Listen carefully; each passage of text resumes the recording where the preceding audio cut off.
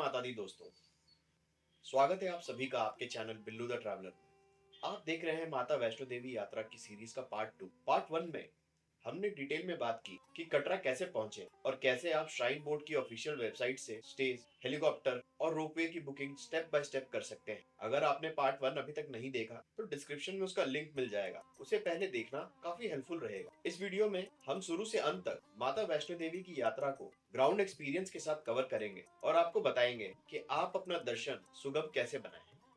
तो चलिए शुरू करते हैं।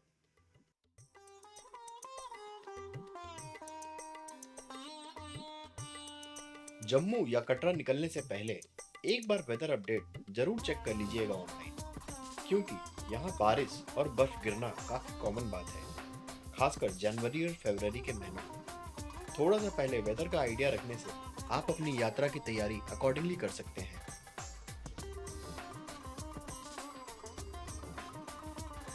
अब बात करते हैं कटरा में रहने का सबसे प्रैक्टिकल और सेंसिबल ऑप्शन की, डॉर्मेट्री।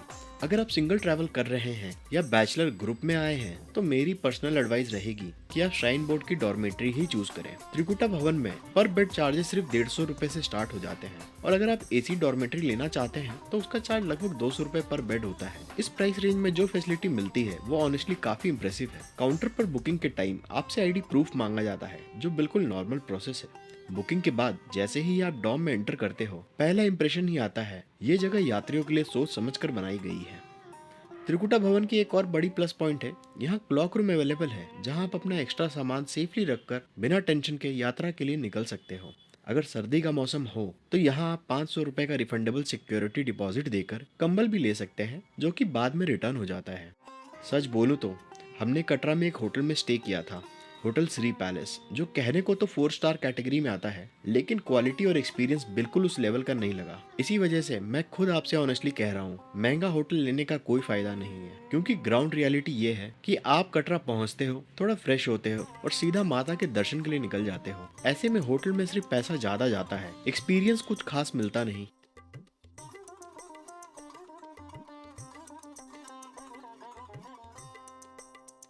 त्रिकुटा भवन के अंदर ही श्राइन बोर्ड का भोजनालय भी है, जहां खाना काफी रिजनेबल रेट पर मिलता है। टेस्ट सिंपल होता है, लेकिन सफाई और क्वालिटी पर कोई कॉम्प्रोमाइज नहीं होता। सफाई की बात करें तो यहाँ क्लीनलीनेस का खासा ध्यान रखा जाता है। डॉर्मेट्री के अंदर लिफ्ट फैसिलिटी भी अवेलेबल है, तो अगर आपके साथ पेरेंट्स या एल्डरली ट्रैवल कर रहे हैं तो उन्हें ऊपर चढ़ने में कोई दिक्कत नहीं होती।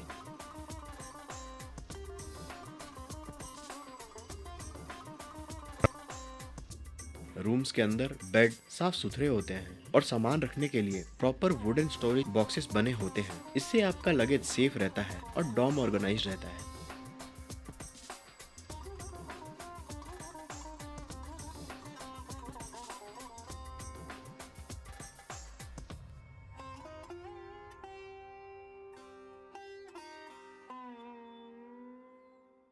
वॉशरूम भी यहाँ काफी क्लीन होते हैं, गर्म पानी की सुविधा अवेलेबल है और वेस्टर्न स्टाइल वॉशरूम बने हुए हैं, जो स्पेशली लॉन्ग जर्नी के बाद काफी रिलीफ देते हैं। ओवरऑल अगर मैं एक लाइन में कहूँ तो त्रिकुटा भवन डॉर्मेट्री बजट, सेफ्टी, क्लीननेस और कन्वीनियंस सबका एक परफेक्ट बैलेंस है। इसीलिए मैं पर्सनली डॉर्मेट्री को ही रिकमेंड करता हूँ, ताकि आप अपनी एनर्जी और पैसा दोनों माता की यात्रा के लिए बचा सकें।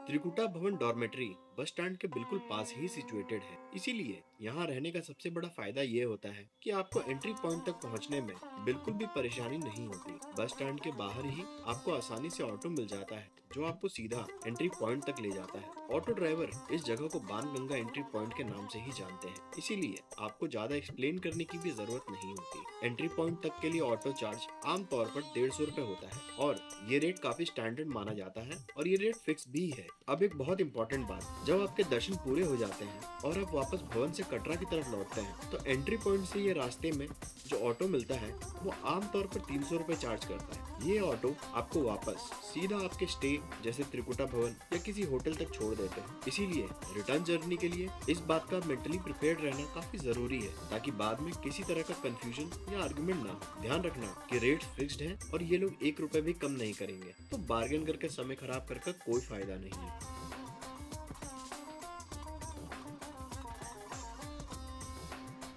अब मैं आपको दो जरूरी बातें बताना चाहता हूँ जिन पर ध्यान देना आपकी यात्रा को काफी आसान बना सकता है। पहली बात, यहाँ आपको रास्ते में कई घोड़े वाले और पालकी वाले मिले जो कहेंगे कि हम आपको सीधा भवन तक ले चलेंगे। ऐसी बातों में बिल्कुल मत आइएगा। ये लोग अक्सर ऑफिशियल रेट से ज्यादा पैसे ले लेते हैं और बाद में बदमाशी भी करते हैं, जैसे बीच रास्ते में ही उतार देना या एक्स्ट्रा पैसा मांगना। इसीलिए याद रखिए, पोनी या पालकी हमेशा सिर्फ श्राइन बोर्ड के ऑथराइज काउंटर से ही बुक करें।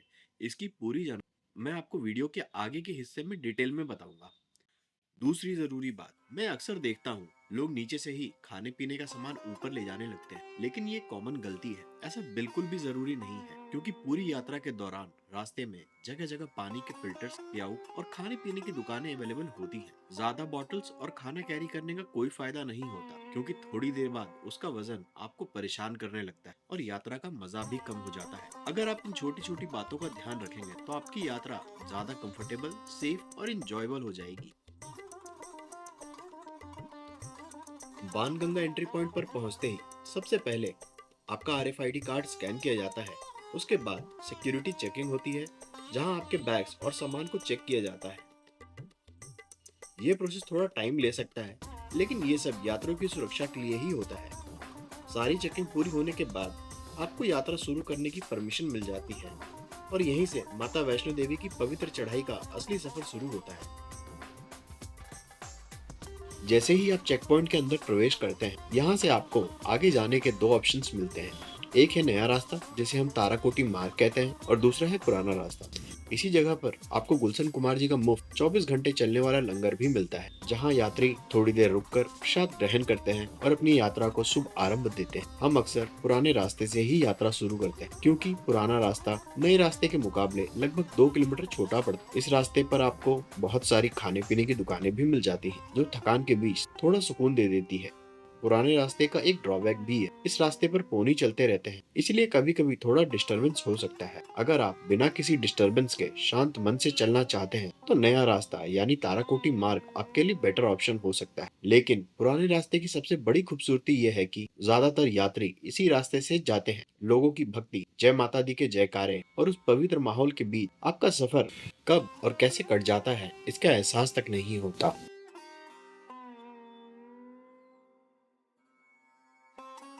पुराने रास्ते पर चलते हुए जगह जगह श्राइन बोर्ड द्वारा लंगर की सुविधा दी जाती है ताकि अगर कोई भक्त चाहे तो बिना किसी संकोच के लंगर में भोजन करके अपना पेट भर सकता है। इसी रास्ते पर आपको कई छोटी बड़ी दुकानें भी मिल जाती हैं जहां आप माता रानी की पिंडी और गुफा के डेमो सेटअप के साथ अपनी या अपने परिवार की यादें कैमरा में कैद करवा सकते हैं। और बच्चों के लिए भी यहाँ खिलौनों की दुकान जगह जगह बनी हुई होती है ताकि चलते चलते उनका मन लगा रहे और यात्रा उनके लिए थकान से ज्यादा एक खुशी का अनुभव बन जाए।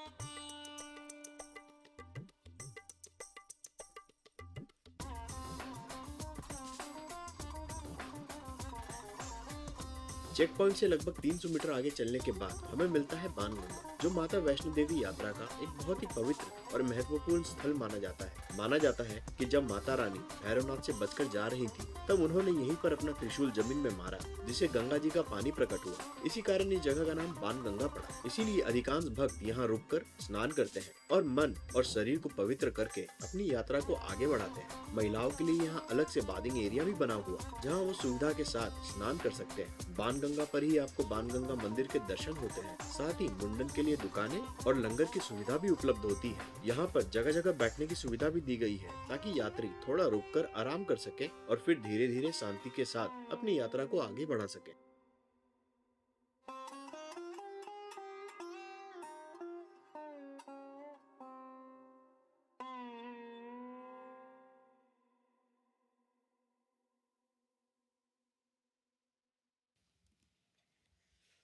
धीरे धीरे जैसे ही आप और आगे बढ़ते जाते हो, रास्ते के दोनों तरफ आपको छोटी छोटी दुकानें दिखने लगती हैं। कहीं गन्ने का ताजा जूस, कहीं संतरे का जूस और कहीं ठंडा नारियल पानी, ताकि यात्री हर थोड़ी देर में खुद को रिफ्रेश कर सके।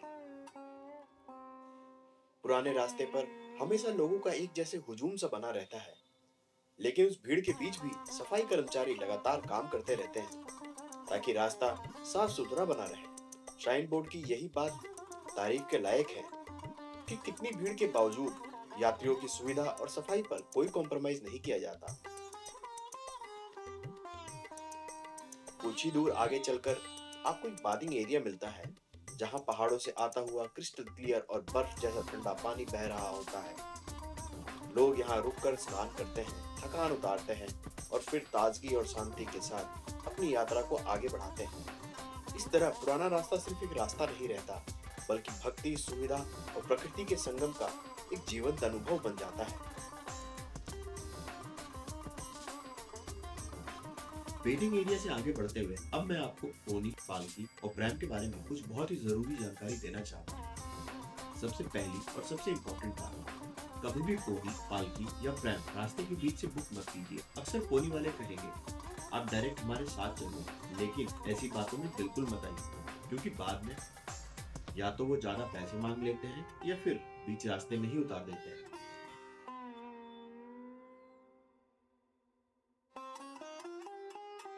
ऊपर जाने के लिए यहाँ प्रैम सर्विस भी अवेलेबल होती है, जो खास करके उन यात्रियों के लिए काफी यूजफुल है जिनके साथ छोटे बच्चे हो या जो बैग कैरी कर रहे हो। प्रैम का ऑप्शन पोनी और पालकी के मुकाबले काफी सस्ता भी पड़ता है और काफी लोग इसे प्रेफर करते हैं। पोनी, पालकी या प्रैम की बुकिंग हमेशा श्राइन बोर्ड के ऑथराइज्ड ऑफलाइन काउंटर से ही करवाइए। रास्ते में आपको जगह जगह श्राइन बोर्ड के काउंटर्स मिल जाते हैं, जहां से आप बिना किसी टेंशन के अपनी बुकिंग कर सकते हैं। चार्जेस की बात करें तो पोनी का चार्ज लगभग 1200 से 1500 के बीच होता है और पालकी का चार्ज लगभग 3200 से 4000 तक जाता है, जो यात्री के वेट और रूट के हिसाब से डिसाइड होता है। जब आप काउंटर से पर्ची लें तो जरूर पूछ लीजिए कि पोनी या पालकी आपको किस जगह तक छोड़कर जाएगी, और इस बात का ध्यान रखिए कि वो आपको उसी जगह पर उतारे। वैसे मेरी पर्सनल सोच ये है कि जितनी हो सके चढ़ाई खुद अपने पैरों से कीजिए, इससे यात्रा का अनुभव और भी गहरा और यादगार बन जाता है। हाँ, अगर सेहत साथ ना दे तो पोनी या पालकी का ही ऑप्शन बचता है। वैसे भी माता की यात्रा का मतलब सिर्फ पहुंचना नहीं होता, बल्कि हर कदम को महसूस करना होता है।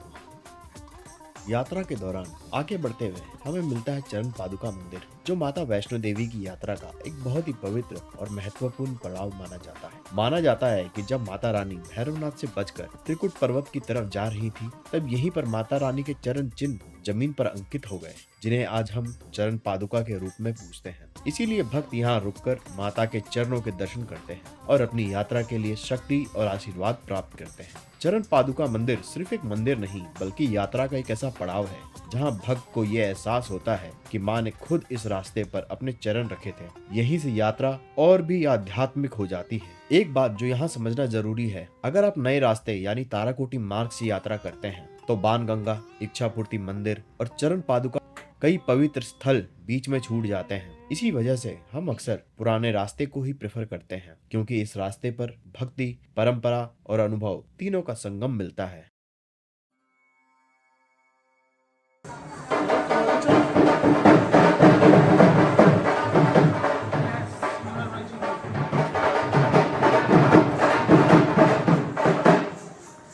अभी जो आप ढोल की आवाज सुन रहे हैं, ये आवाज आपको पूरी यात्रा के दौरान साथ साथ सुनाई देगी। रास्ते भर जगह जगह ढोल वाले मिलते हैं, जो अपनी ताल और धुन से हर यात्री का मनोबल और जोश दोनों बढ़ा देते हैं। ये ढोल सिर्फ बजाते नहीं, बल्कि भक्ति को जगाते हैं। उनकी आवाज आपको माता की श्रद्धा में इस कदर डुबा देती है कि आप चलते चलते खुद को भक्ति में झूमता हुआ पाते हैं।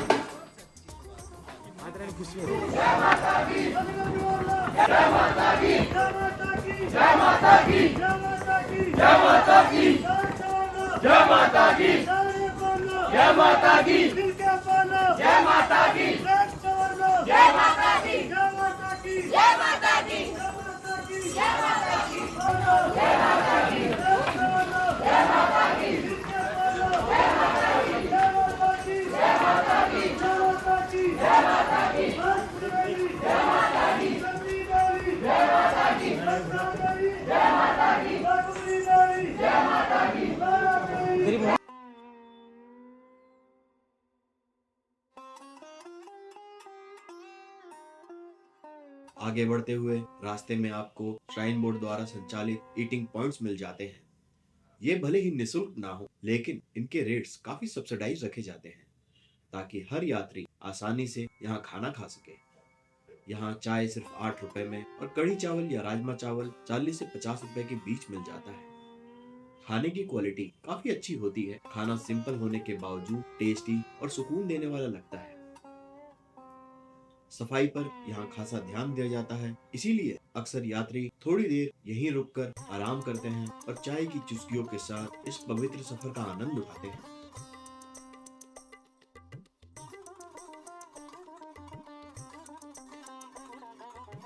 सर्दियों के मौसम में रास्ते में जगह जगह आपको जलती हुई लकड़ियां भी दिख जाएंगी। ये लकड़ियां दुकानदार यात्रियों के लिए जानबूझकर कर जला कर रखते हैं ताकि ठंडी हवाओं के बीच आप अपने हाथ सेक सकें। इस पूरे सफर के दौरान आपको कहीं ऐसा महसूस ही नहीं होगा कि आप अकेले सफर कर रहे हैं। ऐसा लगेगा मानो श्राइन बोर्ड, दुकानदार और आपके आसपास वाले लोग आपके साथ ही चल रहे हैं और आपका मनोबल बढ़ा रहे हैं। आपको किसी भी चीज की तकलीफ नहीं महसूस होने देते ये लोग। जैसे जैसे अंधेरा होने लगता है, नीचे कटरा एक अलग ही रूप में नजर आने लगता है। रोशनियों से जगमगाता हुआ शहर, ऐसा लगता है जैसे माँ खुद अपनी गोद में पूरे कटरे को संभाले हुए हो। उस पल शब्दों की जरूरत नहीं होती, सिर्फ भक्ति का एहसास ही काफी होता है। आगे बढ़ते बढ़ते हम पहुँच जाते हैं अर्धकुंवारी के मोड़ पर। यहीं से यात्रा के दो रास्ते निकलते हैं। एक रास्ता सीधा भवन की तरफ और दूसरा रास्ता अर्धकुंवारी मंदिर की तरफ ले जाता है। आप चाहें तो बिना अर्धकुंवारी गए सीधा भवन के लिए निकल सकते हैं या फिर अर्धकुंवारी के दर्शन करके आगे बढ़ सकते हैं।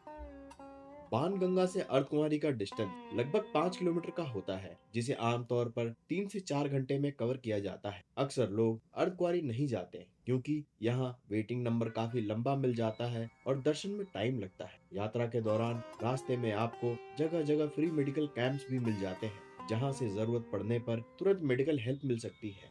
और अगर कोई इमरजेंसी हो तो श्राइन बोर्ड द्वारा चलाई जा रही एम्बुलेंस भी पूरी तरह से तैयार रहती है।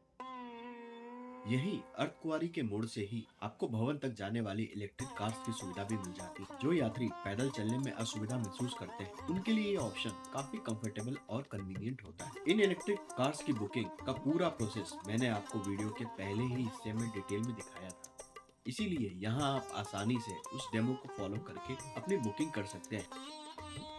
अर्धकुंवारी पहुँचने पर यहाँ आपको श्राइन बोर्ड्स के भोजनालय मिलते हैं, जहाँ चाहे तो आराम से खाना खा सकते हैं। इसके अलावा यहाँ लंगर की सुविधा भी उपलब्ध है। यहाँ सागर रत्ना और बीकानेर जैसे आउटलेट भी अवेलेबल होते हैं, जिनके रेट काफी रिजनेबल रखे गए होते हैं। हमने खुद सागर रत्ना में खाना खाया था और मैं यहाँ मेन्यू की फोटो भी दिखा रहा हूँ ताकि आप पहले से ही अपने बजट के हिसाब से डिसाइड कर सकें।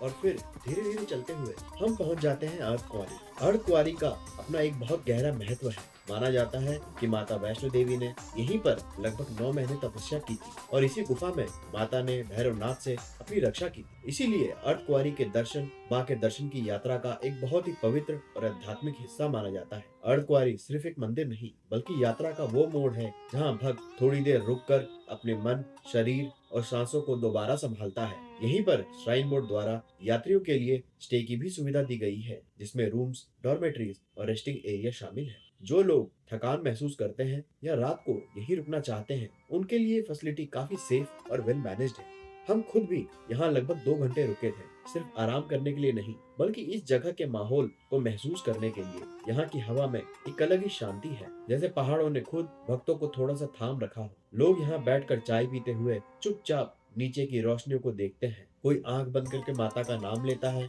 तो कोई बस अपनी खामोशी में अपनी थकान को उतरते हुए महसूस करता है। अर्धकुंवारी पर रुकना यात्रा को धीमा कर देता है, लेकिन मन को और गहरा। यहीं से आगे बढ़ने पर लगता है जैसे शरीर नहीं, सिर्फ श्रद्धा चल रही हो। इस जगह का वाइब भी कुछ ऐसा है, न ज्यादा शोर, न ज्यादा जल्दी, बस माँ का नाम, पहाड़ों की खामोशी और ये एहसास कि भवन अब दूर नहीं। थोड़ी देर रुककर, थोड़ा सा जी भरकर हम फिर उठते हैं और भवन की तरफ एक नई ऊर्जा, एक नया विश्वास के साथ अपनी यात्रा आगे बढ़ाते हैं।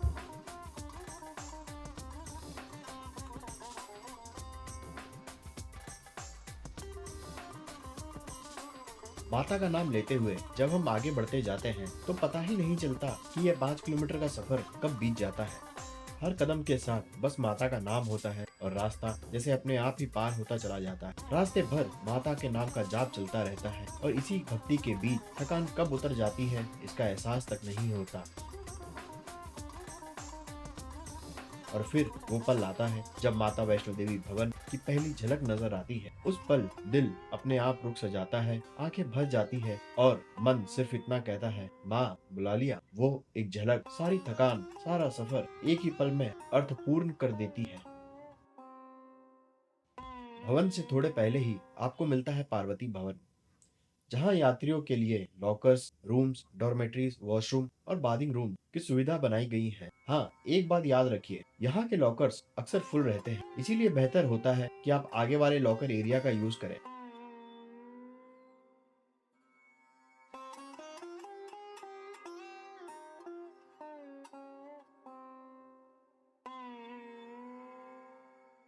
पार्वती भवन के पास ही आपको भेंट की शॉप मिल जाती है, जहाँ से आप माता रानी के लिए श्रद्धा के साथ भेंट ले सकते हैं और फिर दर्शन के लिए आगे बढ़ते हैं।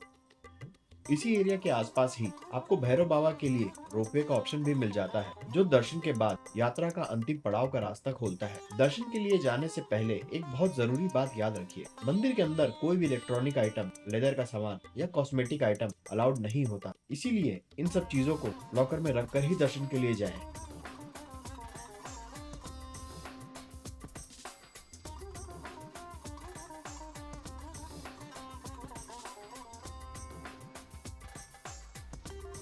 पहले यहाँ सिर्फ मैनुअल लॉकर्स हुआ करते थे, लेकिन अब दो ऑप्शंस अवेलेबल हैं, मैनुअल लॉकर और इलेक्ट्रॉनिक लॉकर। इलेक्ट्रॉनिक लॉकर का चार्ज 50 रुपए से स्टार्ट होता है और ये मंदिर की लाइन के बिल्कुल लेफ्ट साइड जाने वाले रास्ते पर मिल जाता है। इलेक्ट्रॉनिक लॉकर बुक करने के लिए वहाँ लगे QR कोड को स्कैन करके आप आसानी से बुकिंग कर सकते हैं। ये लॉकर्स अलग अलग साइजेस में अवेलेबल होते हैं और बुकिंग का पूरा प्रोसेस मैं आपको वीडियो में ही लगा दिया है।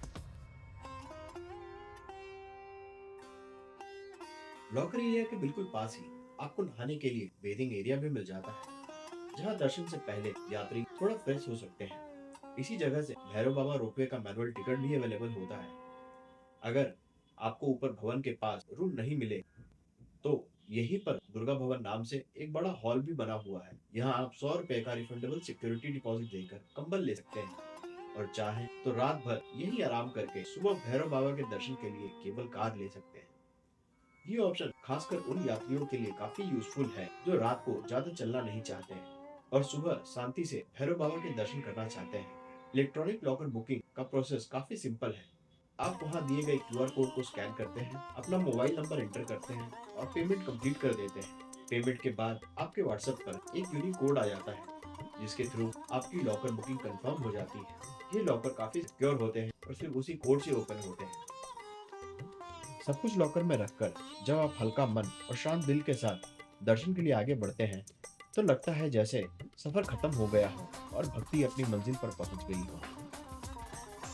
सारा सामान लॉकर में रखकर हम माता के दर्शन के लिए माता रानी की गुफा की तरफ बढ़ते हैं, जहां मां पिंडी रूप में विराजमान है। दर्शन के बाद हम दुर्गा भवन में थोड़ी देर आराम करते हैं, क्योंकि हमने भैरव बाबा के लिए रोपवे की टिकट पहले ही ले रखी होती है। ध्यान रखिएगा, रोपवे सुबह 8 बजे से शुरू होता है और शाम के 5 बजे तक चलता है। लेकिन एक बात का खासा ध्यान रखिए, रोपवे के लिए लाइन काफी जल्दी लग जाती है, इसीलिए अगर हो सके तो पहले ही लाइन में लग जाए ताकि इंतजार कम। रोपवे से आप ऊपर जाते हैं और उसी टिकट से आप नीचे भी आ सकते हैं। रोपवे का उपयोग कर हम ऊपर पहुंचकर भैरव बाबा मंदिर पहुंचते हैं और ऊपर भैरव बाबा के दर्शन करते हैं। वैसे अगर आप चाहें तो भैरव बाबा तक पैदल भी जा सकते हैं, क्योंकि भवन से भैरव बाबा का रास्ता लगभग 2 किलोमीटर का ही होता है, लेकिन यह चढ़ाई काफी सीधी और कठिन होती है। इसीलिए मेरी सलाह यही रहेगी कि शरीर को ज्यादा कष्ट देने के बजाय रोपवे से भैरव बाबा के दर्शन करें।